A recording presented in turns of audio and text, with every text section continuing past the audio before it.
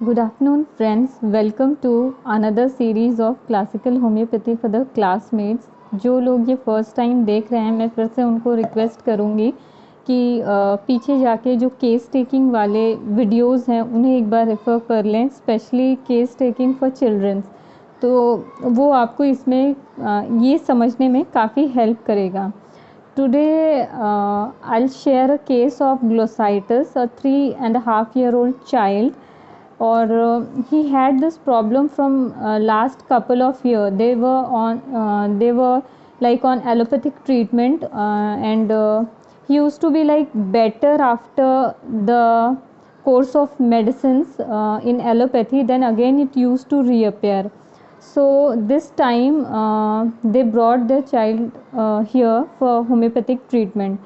So सबसे पहले मैं एक्सप्लेन करूँगी what was the entry point in this case and how I analysed it, plus I correlate it with embryology so that we can understand कि follow up कैसा होना चाहिए, and then I'll explain little bit of like Matia Medica of this case. So firstly I would want you people to just go through this video and observe how this child is behaving in the clinic, plus how he is responding to my questions, and then I'll explain. I'll try to explain each and everything so that it becomes like easy for you next time. Her case में ये आपको help कर पाए, तो थोड़ा एलैबोरेटिव रहेगा ये, but be patient and watch this video till the end. So just see this case. और ये अलग अलग दिन के छोटी छोटी रिकॉर्डिंग्स में है, तो फॉलोअप्स वगैरह वो एक साथ रिफ्लेक्ट होंगे, तो उसे समझ के थोड़ा उसको देखिएगा. उसको रोको मत, उसको रोको मत, वो जो कर रहा करने दो.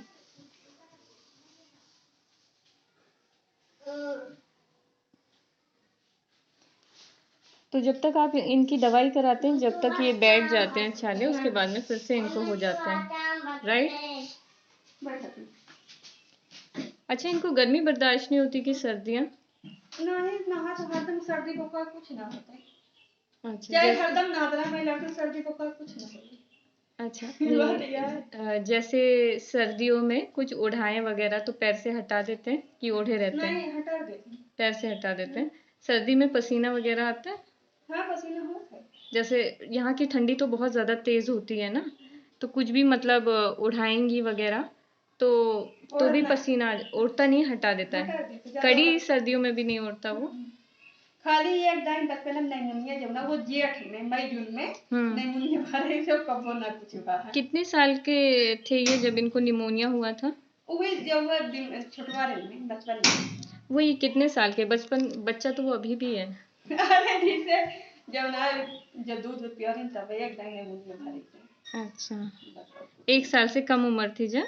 हाँ, एक टाइम मैं लड़कन जब ना वो अमन ना ठंडी उंडी ना हुई, वो जेठ में गर्मी पड़े तो न पंखा चला पाओ न कुछ. जैसा जिसे जब रोक देंगे, हवा कम चाहिए ना. निमोनिया में एक ही बार निमोनिया हुआ है, उसके बाद फिर कभी नहीं? फिर कभी कोई परेशानी नहीं? चप्पल उतार दी. इरशाद इधर आओ, ऐसे हाथ रखो, रखे सर. ऐसे, वेरी गुड. ऐसे ही ठंडे ठंडे से पसीने पसीना रहता है हाथों में हमेशा इस वक्त है. पास आओ इरशाद. अब लगे जा. हाँ, जीभ दिखाओ, बड़ा मुंह खोलो, बोलो आ. Very good. और जोर से बोलो. तुम मत ऊंचा उठो, जीभ दिखाओ थोड़ी और. खुदा रखा है, जिभिया दिखा रहा पर. जिभिया दिखा रहा बोला. हाँ, इधर आओ बेटा, हिलो नहीं. हाँ, 1 मिनट. हाँ, As you can see, leukoplakish mapped tongue. कोई दिक्कत होती है इसमें? ये चलवा में जरा कोनो परेशानी नहीं, जैसा खाना खाने में दिक्कत होती हो, तीखा लगता हो, खाना वाना खा या मुंह से बहुत राल गिरती हो? कुछ ना, खाली बोलत कम, जिसे बोला हकला बोलत है। तो वो तो पहले से होगा हाँ ना? तो पहले गया, मगर ये जो ना जी अब जो ना कोई बीमारी। स्कूल जाते हो इरशाद? हाँ। अच्छे से मुंह बंद कर लो आप। बंद कर दो मुंह। अब बोलो। चलो पढ़े जाते बोले पढ़ने जाते हो? हाँ। कौन सी क्लास में हो? कौन सी क्लास में हो? कौन सी कक्षा में हो? कक्षा 1, कक्षा 2, कक्षा 3, किसमें हो? कब बोलत है। बचपन में गए जिसे बहुत धीमा। कपड़े तो बहुत अच्छे पहने हैं आपने। कौन लाया था? कौन लाया था? कौन लाया था? कहता पापा। पापा लाए थे। So nice. वही वाले बोला। और कितने भाई हैं, कितनी बहन है इरशाद की? कहता 2 अप्पियां हैं। कहता 2 अप्पियां हैं। और भाई? कहता अकेला ही। ओहो। अच्छा, अप्पी का नाम तो बता दो। कहता सानिया। दूसरी बहन का नाम बताओ। निस्सू। 2 सवा। अच्छा, ओके। सो ये फर्स्ट डे जब वो फर्स्ट टाइम प्रेजेंटेशन के लिए आया था, ये तब का है। Now you are going to see जब नेक्स्ट टाइम वो फॉलोअप में आया, तब उसकी सिचुएशन ऐसी थी, जो एंटीरियर में उसके लेजन्स वगैरह थे वो थोड़े हील अप हो गए थे और एंटीरियर पैचेस थोड़े पहले जा रहे थे। तो आई वॉज क्यूरियस कि weather it is going on right direction और नॉट। तो फिर थोड़ी टंग की एम्ब्रियोलॉजी वगैरह पढ़ी, देन आई वॉज सेटिस्फाइड कि ठीक है, it is going okay. I'll explain it later. Just see the second time follow up of this. School में ताला लग जाएगा। मेरे फ्रेंड वो बोल गई थोड़ी देर यहाँ रुक जाओ। बेटा जीभ निकालो। अपने चच्ची को जो भेजा का दवा बाकी है। Anterior lesions वो इसमें दवाई heal हो खा गया। वाला। So decoding childrens are like very easy. It is just that आपको वो देखने वाली आँखें होने चाहिए। As sir says कि your eyes can't see certain things which your brain doesn't perceive. So अगर बैकग्राउंड में आपको वो सारी नॉलेज होगी, क्या ऑब्जर्व करना है, कैसे ऑब्जर्व करना है, दैट इज़ वेरी इम्पॉर्टेंट। तो अभी जो आप देखेंगे वो उसका फाइनल फॉलोअप था, कुछ दिनों पहले का है। उसके लैटरल लेजन्स जो है वो हील हो गए हैं और ऊपर के जो पैचेस थे वो भी काफ़ी ठीक हो गए। इरशाद जीभ दिखाओ बेटू। और बाहर और बड़ी। As you can see, there were deep cracks on both the sides, here as well as here. बेटा मुंह खोलो, थोड़े जोर से बोलो आ। अरे वाह, इरशाद तो हीरो है। आपका नाम इरशाद है और आप बात ही नहीं करते हो। बोला आज मुझे अपना नाम बता के ही जाओ। मीठी दवा चाहिए? मुंह बंद कर लो। बंद कर लो, मुंह बंद कर लो। अब बताइए आपका नाम क्या है? बोल दो, बोल दो बाबा। अच्छा, मीठी दवाई कौन खाएगा? कौन खाएगा मीठी दवाई? नहीं दे? चाहिए? चाहिए। ठीक है, इरशाद को हम मीठी दवाई देंगे। इरशाद नाम नहीं बताएंगे अपना? अभी ये कुछ बोलते हैं? बहुत कम बोलते हैं। अब शर्माता है ना तो बहुत तेज बोले माँ, बहुत ऐसी हुआ था माँ। अच्छा, शर्मा रहे हैं। खाली शर्माता है। सलाम सलाम तो कर दो। हेलो नहीं, दरअसल हम खड़ा ही ना, जो मातारी है उत्तर देखते हैं।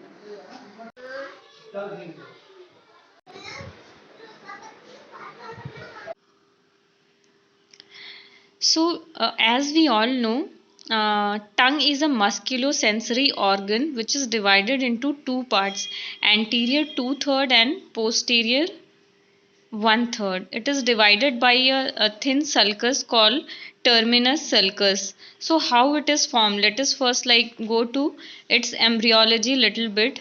This tongue starts to develop at around fourth week of intrauterine life. So consider it like this is frontal eminence. This is embryo of fourth week. This is frontal eminence. This is cardiac bulge, and these pouch-like structures are called somites. If we see its cross section, we'll get this type of diagram, this type of structure. It is called, this somites develop into this pharyngeal arch, numbering from 1, 2, 3, 4, 5 and so on. So anterior 2/3 part of the tongue develops from first pharyngeal arch, and the posterior 1/3 develop from second, third and fourth. That is why they have different nerve supply. सो हमारी curiosity, मेरी curiosity इतनी थी कि anterior patches पहले क्यों जा रहे हैं, वेदर इट इज़ राइट और नॉट. एंटीरियर क्रैक पहले हील हुआ था, फिर पोस्टीरियर हुआ था. Then after going through all this I was like okay ठीक है, ये सेम प्लेन में ही डेवलप हुए हैं, और सबसे पहले लैटरल क्रैक्स डेवलप हुए थे और फिर एंटीरियर, और पैचेस ऑलरेडी थे. तो it was okay for me. So now let's get back to the case. Now the second part of the case, that is the entry point.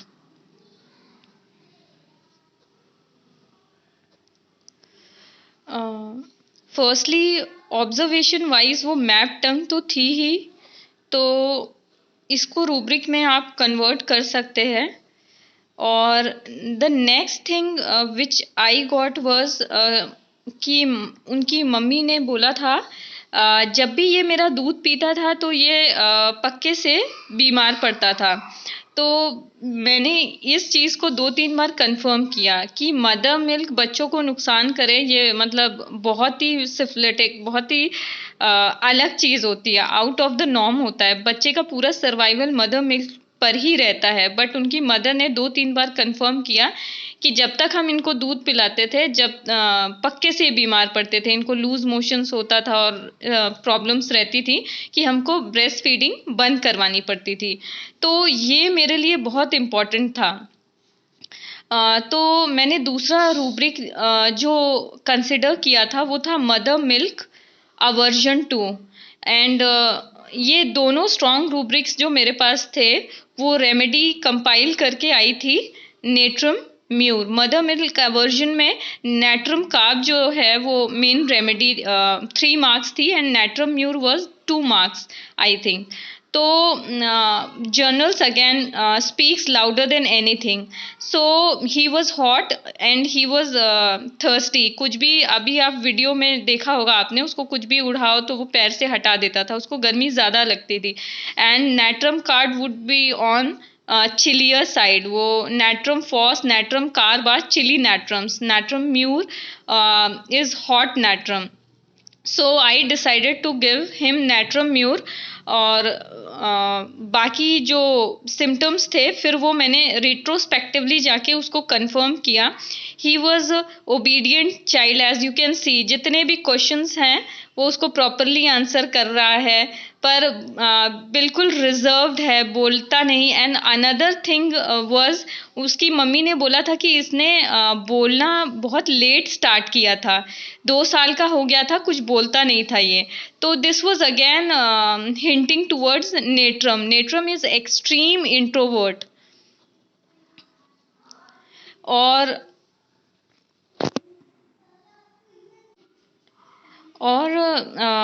Behaviour जो बच्चे का नोटिस करने लायक था. जब आप वीडियो देखेंगे तो यूल फाइंड हिम कि मम्मी के ही पहले आगे पीछे था। जब भी कोई क्वेश्चन पूछा जाए, he was understanding what I was asking, but he was not replying. तो मम्मी जो जो आंसर कर रही थी वो बोल रहा था।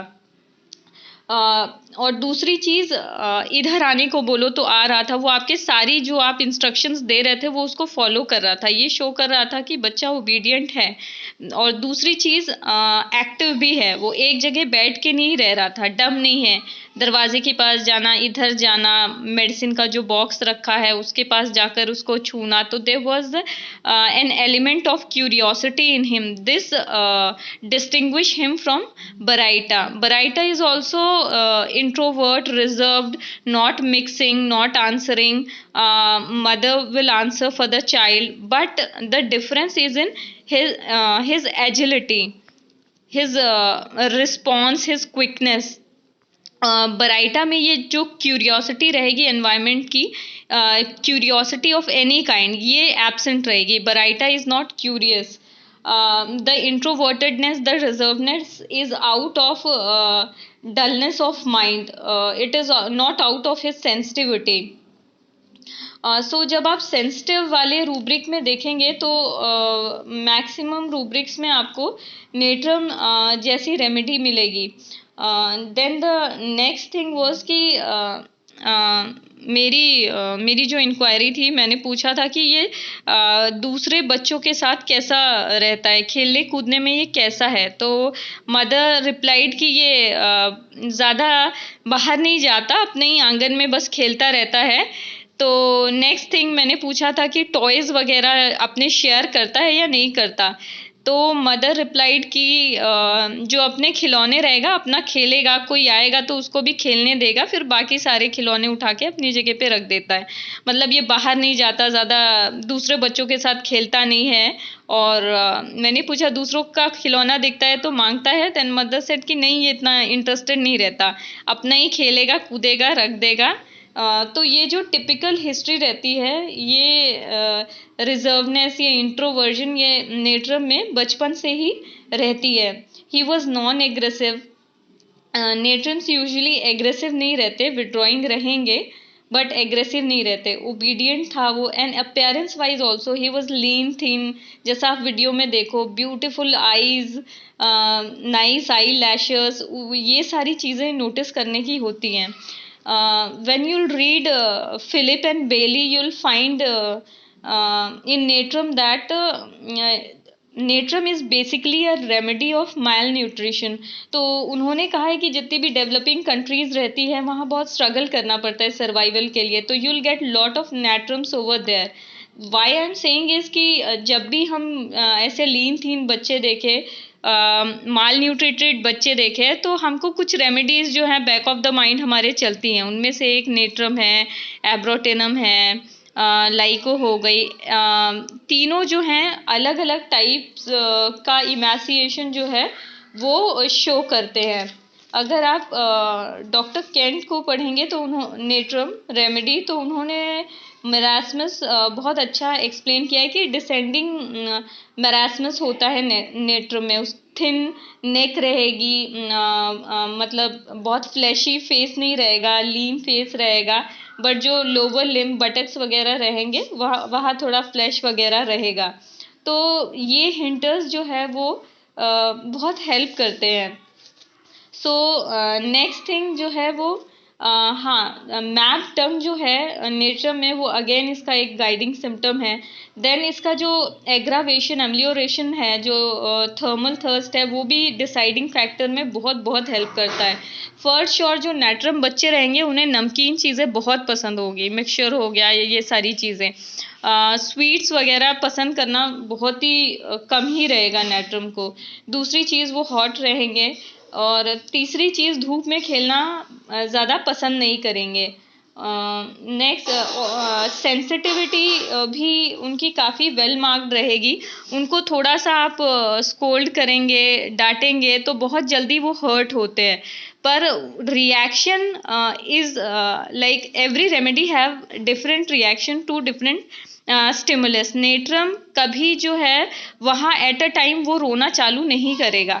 वो रूम में जाएगा अकेले में, फिर उसको जितना रोना होगा वो रोएगा, और फिर अगर मदर आके उसको कंसोल करेगी तो उसको और रोना आएगा। कंसोलेशन एग्रावेशन 3 मार्क्स नेट्रम में रहता है। तो ये चीज़ें और आपका प्रिस्क्रिप्शन जो है वो तो पक्का कर देती हैं कि natrum child would never like to be consoled. मतलब माँ बोलेगी जब ये रोता है तो इसको छोड़ दो, अपने से चुप हो जाएगा, इसको चुप कराने जाओ तो बाबा और रो रो के सर दुखा देता है। तो ये चीज़ें मिलती हैं। अनलाइक पल्सेटेला, पल्सेटेला अपनी जो स्कोल्ड है वो सिंपैथी, जब उसको कोई स्कोल्ड करेगा डांटेगा तो सिंपैथी सीकर होती है वो थ्रू एंड थ्रू। उसी टाइम वो बहुत लाउडली श्रीक करना, रोना चालू करेगी। मतलब उसको चाहिए कि कोई आके बोले नहीं बेटा ठीक, क्या हुआ, रोते थोड़ी है, तुमको थोड़ी बोला, गोद में लेके पैड करना, टैप करना। सो ये डिफरेंस होता है। सेंसिटिव दोनों हैं रेप्रिमांड के लिए, स्कोल्डिंग के लिए, but the reaction will be different in both of them. Next thing in natrum is its sensitivity to music and noise. Natrum बच्चे जो होंगे वो कभी भी म्यूज़िकल टॉयज़ बिल्कुल भी पसंद नहीं करेंगे। म्यूज़िकल टॉयज़ जो आवाज़ करते हैं वो सारे टॉयज़ उनको कभी अच्छे नहीं लगेंगे, और उनकी सेंसिटिविटी नॉइज़ को भी लेके बहुत वेल मार्क रहती है। अगर आप स्टार्टलिंग वाले रूब्रिक्स देखेंगे तो उसमें आपको नेट्रम जो है वो अपर मार्क्स स्कोर करते हुए पक्के से मिलेगी। तो जब भी कभी बच्चे को म्यूज़िकल टॉयज़ पसंद हो, वो बाहर घूमने जाने के लिए इंटरेस्टेड रहता हो, मम्मी कभी भी उसको बोलेगी चलो बाहर जाना है या घुमाना है, तो natrum child would be the last one wanting to go out. तो जब कभी भी कोई बच्चा ऐसा मिले जिसको म्यूज़िकल टॉयज़ पसंद हो, डांस करना पसंद हो, दूसरा बाहर घूमने जाना पसंद हो, जल्दी मिक्सअप करता हो, मेहमानों से तुरंत आके बात करता हो, तो जो नेट्रम है वो रूल आउट हो जाती है। ये सारी पॉइंट रूलिंग आउट वाले नेट्रम जो है वो शो करेगा। और दूसरी चीज़ें, ये भी बहुत सुपरफिशियल डिस्क्रिप्शंस है। मैं रिक्वेस्ट करूँगी सारे व्यूअर्स को कि ये जो भी रेमेडीज़ मैंने बताई है, जो भी रेमेडीज़ हमने अभी डिस्कस की है, ये सभी जो मटीरिया मेडिकाज है उनसे पढ़ के देखें। डॉक्टर केंट ने नेट्रम के बारे में क्या लिखा है, फिलिप एंड बेली जो हैं डॉक्टर फिलिप, उन्होंने नेट्रम के बारे में क्या लिखा है। एक बार आप ये वीडियो देख के बच्चे को ऑब्जर्व करके जब ये रेमेडीज़ पढ़ेंगे तो ये आपके ब्रेन में एकदम पक्की हो जाएगी। ना सिर्फ ये बल्कि इसके जो कंपैरिजन में दूसरी रेमेडीज़ है वो भी आपको बहुत अच्छे से समझ आएगी। ये मेरा मतलब पर्सनल एक्सपीरियंस है। जब आप डॉक्टर केंट को पढ़ेंगे तो उन्होंने बहुत अच्छा एक और चीज़ डिस्क्राइब किया था। जो नेट्रम होते हैं हिस्टेरिकली लाफ करते हैं। अक्सरियत कई लोग जो हंसते हंसते उनके आंखों में जैसा पानी आ जाता है, they are not crying, but जब वो हंसते हैं तो उनकी आंखें थोड़ी नम टाइप की होती हैं, तो वो नेट्रम कॉन्स्टिट्यूशंस होते हैं। और आप डॉक्टर अशोक मोहंती इनके जो लेक्चर जो नेट्रम वाला है वो सुनेंगे तो आप ये रेमेडी कभी नहीं भूलेंगे। सर का बेहतरीन एक्सप्लेनेशन है सारी रेमेडीज़ के लिए, स्पेशली ये नेट्रम वाली मैं रिक्वेस्ट करूँगी कि देखें आप, ये आपको बहुत हेल्प करेगा। एक्सट्रीमली रिजर्व्ड रहता है नेट्रम। वो कभी जो पॉजिटिव फैक्टर है, जो उसको उसके दिल की जो इश्यूज़ है, उसके दिल का जो दर्द है, वो कभी वो शेयर नहीं करेगा, बल्कि उसको एक्सटर्नली कवर अप करेगा किसी बहुत ही मतलब एक्सक्लूसिव चीज़ से। सर ने एक्सप्लेन किया था अपना एक केस। उनकी जो पेशेंट थी, जब भी पूछो कि आप अपनी ये प्रॉब्लम कैसे मैनेज करते हैं, तो अपना कोई बहुत बड़ा बड़ा एक्सक्लूसिव सोशल वर्क वगैरह वो सब गिनाने लगती थी। वो इस चीज़ को वो कभी आपको रीच नहीं करने देगी, अपनी सेंसिटिविटी इसको हमेशा हाइड करके रखेगी। तो natrum is one of my favourite remedies and बहुत इंटरेस्टिंग है इसको पढ़ना, इसको जानना। और जब आप फिलिप एंड बेली खोलेंगे तो ये काफ़ी सारे मोटे पेजेस की एक बुकलेट बनने लायक डिस्क्रिप्शन है, but when you'll go through it, like you'll really like it। मतलब ये बिल्कुल होम्योपैथी से मतलब लिटरली प्यार होगा आपको। It's an amazing science, but चीज़ें हैं पढ़ना, जानना, धीरे धीरे नई चीज़ें सीखना, और हर बार एक हर बार हर केस एक नई चीज़ सिखाता है, एक नया एडवेंचर होता है। सो मैंने कोशिश की एक्सप्लेन करने की। इसमें जितनी भी कमियां आपको लगे वो आप कमेंट बॉक्स में कर सकते हैं, और जो कुछ भी इसमें फॉल्ट है उसके लिए मैं सॉरी बोलना चाहूँगी। और ठीक है, thank you so much for patient listening. और इसको शॉर्ट करने की बहुत मैंने कोशिश की है कि ज़्यादा लेंदी नहीं रहे। Okay, thank you so much.